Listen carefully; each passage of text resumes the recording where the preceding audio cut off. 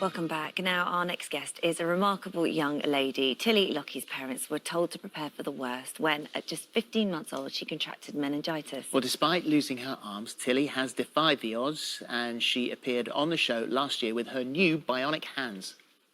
I did lose my hands at 15 months old, so I'm now 13 and I've had like 12 years to adapt and make my own way in life. And so I've adapted really well, and I can write and do a lot of things like without my hands. And I could do my makeup as well without my hands, but like it's just more fun experiment with these hands. You just slip the arm on and then press a button and then it works straight away. And so if I squeeze my muscles... So if you wanted to grip my hand, that is amazing. I mean, that is amazing. And Tilly has decided there's one more obstacle to overcome, although she was told she'd never be able to play an instrument. Tilly has learned how to play the piano, and she joins us now alongside her mum, Sarah. And welcome to both of you. Thank you for joining us today. Hi. So, Tilly, you know, you were told you'd never be able to play an instrument, and here you are sat in front of your piano. Was this something you wanted to do in lockdown, or were you learning to play the piano before anyhow? I actually started playing the piano when I was about 8 years old. I remember when we were really, really little, and my mum will tell you, there were a lot of doctors said that I would never be able to run, I would never be able to walk. There's a list of things that she'll never be able to do and something that you had to cope with quite a lot. But it was one time an orthopaedic came in and she basically said, oh, well, you know, she'll never be able to play the piano. And my mum, being the person she is, she was like, she will play the piano if she would like to. So they bought a piano, so it's always kind of been looking at me. It's always been in our like kitchen, but I only got into doing it when I was about 7 or 8 years old. I learned how to play Beauty and the Beast, Taylor's Oldest Time, and that got picked up by the newspaper ages ago, and I've been basically playing ever since. I fell out of love with it for a little bit, but I think now in lockdown I've got a lot more time on my hands, and I just thought, why not try and play a little bit more and rekindle that love. that was the thing that you'd fallen out of love with it a little bit, and you weren't doing it that much, and then during lockdown you're walking past it, it's just sort of staring at you, thinking, right, come on. So explain how you do it, because this is really clever. Well, basically, I do wear these prosthetic hands, but believe it or not, these mechanical ones aren't actually the best device to use. When playing piano, you could probably learn, don't get me wrong. But instead, I have this thing, we call it the rake. And this was DIY made for me by a piano teacher called Michael Mulroy. And he saw me in the newspaper when I was 7 or 8 years old. And he just knew that he wanted to help me learn to play the piano, and he wanted to teach me. So he made this, and he actually had only one leg.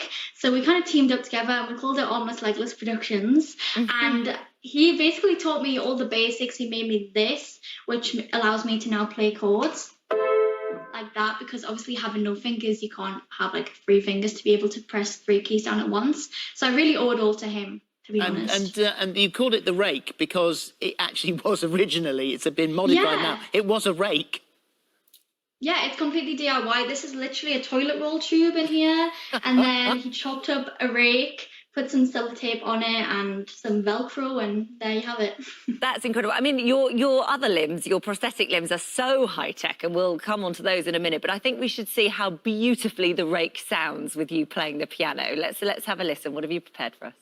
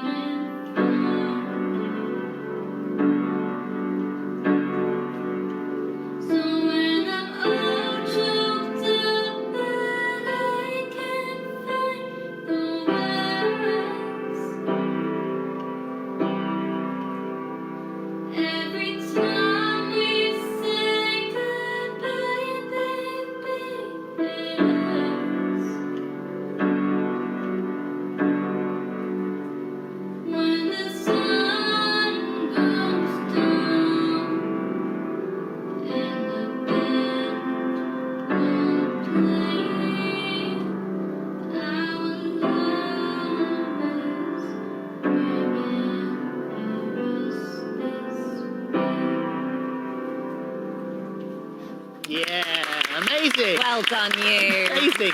So I good, hope so the good. lady who's in a nice way, but I do hope the lady who said she'll never play the piano was watching that. That's just absolutely stunning. Now let's talk about your bionic hands, because you've been working with one particular company. So tell us about them.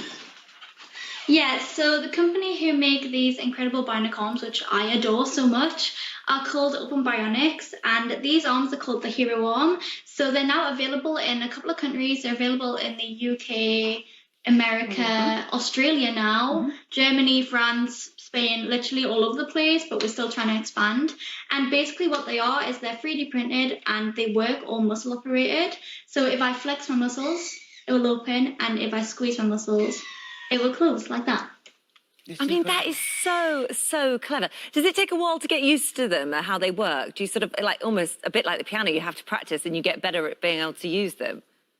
Of course, you need to practice, but when I first got my bionic arm, they're very different now to when I first started with them, because I'm being kind of the guinea pig for everything, testing out and like giving my critiques and praise on them. But when I first received my bionic arm, I got the basics and I was chucking things around. About 10 minutes in, it really wasn't that difficult because it's made perfectly for you, like perfectly synced up to your muscle sensors. So it's never really like a push to make the hand to do something. It's really just like a limb replacement. And sometimes I forget it's there, to be honest. It's a clever piece of kit, that's amazing. for sure, and very helpful with your online work. 23,000 subscribers on YouTube, 48,000 followers on Instagram, and people follow your makeup tutorials.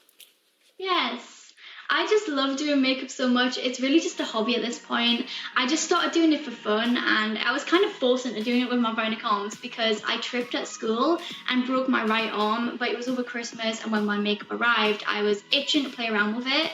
But obviously doing that with only one arm is a bit of a challenge. So I thought, why not try it with one bionic hand? And I'm really, really grateful that that happened now, because if that didn't happen, I don't know if I would be doing it how I am now, and I don't know if I'd be putting out my makeup tutorials, and it's what I love so much, and I'm grateful that people enjoy watching them as much as I enjoy You are a making professional makeup artist. Would you do that?